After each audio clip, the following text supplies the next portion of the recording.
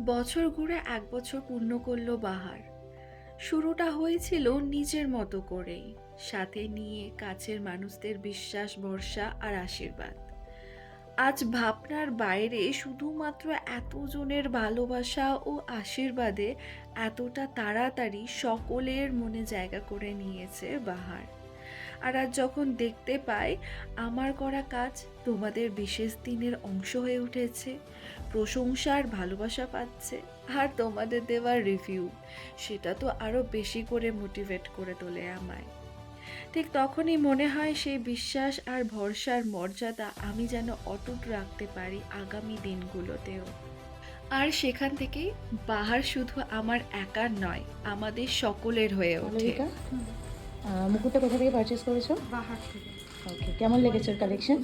খুবই ভালো কালেকশন, খুবই ভালো। আমি পছন্দ তো? একেবারেই দিয়ে নিয়েছি। আচ্ছা, ওখানে কি ট্রায়াল দিয়ে হ্যাঁ, নিয়েছো? আমি দুটো টাইল দিয়েছিলাম, তার মধ্যে এটাই চুজ করেছি।